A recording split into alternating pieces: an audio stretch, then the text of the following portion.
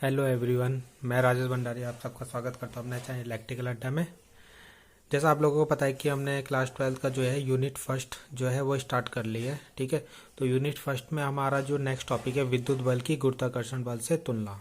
ठीक है, तो आपको हमने इससे पहले जो वैद्युत बल का जो फॉर्मूला हमने पढ़ा था 1/4πε0 Q1 Q2 upon R square. ठीक है, यानी जो वैद्युत बल होता है कुलाम्स लॉ जिसे हम बोलते थे, वो आपके अगर प्लस प्लस है, दोनों चार्ज है, एक प्लस है एक माइनस है, तो उनके बीच में आकर्षण या प्रतिकर्षण दो तरीके का बल होता था ये। ठीक है, आकर्षण लगता था जब प्लस माइनस होते थे, प्रतिकर्षण जब प्लस प्लस होंगे या माइनस माइनस होंगे। ठीक है, तो इतना हमने पढ़ लिया था। एक आज है गुरुत्वाकर्षण बल। तो गुरुत्वाकर्षण बल आपने नाइन्थ में पढ़ा होगा, G m1 m2 upon R square. ठीक है, 11th में भी है ये इसका। इसमें क्या होता है, दो द्रव्यमान। ठीक है, ये दो हैं, ये दो द्रव्यमानों के बीच लगता है ये बल। ठीक है, और ये दो आवेशों के बीच लगता था। ठीक, अब ये द्रव्यमान आपके आवेश भी हो सकते हैं। इस आवेश का द्रव्यमान, ठीक है, ये आवेश का द्रव्यमान, जैसे आवेश प्लस यानी प्रोटॉन का द्रव्यमान और माइनस यानी इलेक्ट्रॉन का द्रव्यमान। ठीक है, तो यानी ये जो गुरुत्वाकर्षण बल होता है दो आवेशों के बीच भी लगता है, दो आवेशों के बीच भी लग सकता है। ठीक है, बस उनका मास होना चाहिए m1 और m2, तो m1 m2 upon R square. तो ये गुरुत्वाकर्षण बल का फॉर्मूला है। ठीक, अब हम इनकी कंपेयर करते हैं। तो फर्स्ट जो है इसमें गुरुत्वाकर्षण बल सदैव आकर्षण का होता है। ठीक है, ये याद रखना, जो ग्रेविटी फोर्स होता है, ग्रेविटेशनल फोर्स होता है Fg, गुरुत्वाकर्षण बल, ये हमेशा आकर्षण का होता है। आकर्षण मतलब ये m1 और m2 होंगे, एक दूसरे को हमेशा आकर्षित करते हैं, कभी प्रतिकर्षित नहीं करते। ठीक है, जैसे सपोज ये पेन है और ये आपका ये बॉक्स है। ठीक है, तो ये दोनों हमेशा आप एक दूसरे को आकर्षित करेंगे। गुरुत्वाकर्षण बल हमेशा आकर्षित करता है, कहीं प्रतिकर्षित नहीं करता। ठीक है, तो ये याद रखना। और जो जब विद्युत बल होता है वो आकर्षण प्रतिकर्षण दोनों होता है, तो ये हमने पहले पढ़ा है, प्लस प्लस प्रतिकर्षण और प्लस माइनस आकर्षण। ठीक है, सेकंड है गुरुत्वाकर्षण बल दोनों द्रव्यमानों के बीच के माध्यम पर निर्भर नहीं करता है। तो यहाँ पे इनके बीच में क्या मीडियम है उस पर डिपेंड नहीं करता आपका। ठीक है, इन दोनों ऑब्जेक्ट के बीच में क्या मीडियम है उस पर निर्भर नहीं करता, माध्यम पे। जबकि आपका हमने पढ़ा था विद्युत बल जो होता है माध्यम पे डिपेंड करता है, इसमें ई नॉट आता था।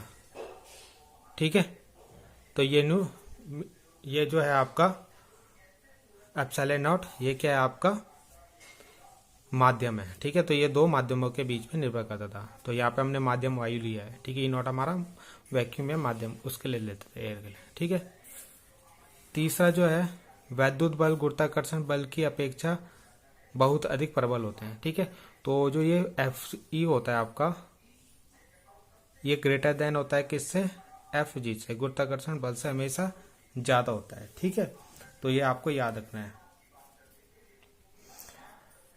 ठीक है, अगर हम दो प्रोटॉन यानी प्लस प्लस के बीच देखें तो ये आपका वैद्युत बल होता है Fe। ठीक है, तो Fe कितना ज्यादा होता है, 10⁻36 गुना किससे, Fg से। ठीक है, Fg से इतना ज्यादा होता है ये दो प्रोटॉन के।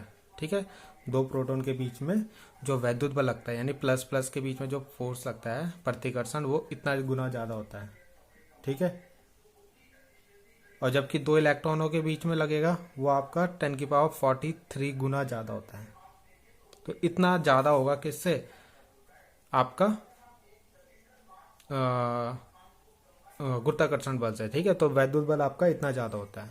ठीक है, तो ये वाला पॉइंट आपको समझ में आ गया कि विद्युत बल गुरुत्वाकर्षण बल से हमेशा ज्यादा होता है। ठीक है, प्रोटॉन प्रोटॉन के बीच में ये 10⁻36 ज्यादा बड़ा होता है, और इलेक्ट्रॉन इलेक्ट्रॉन के बीच में 10⁻43 गुना। तो आपको लग रहा होगा कितना ज्यादा होता है।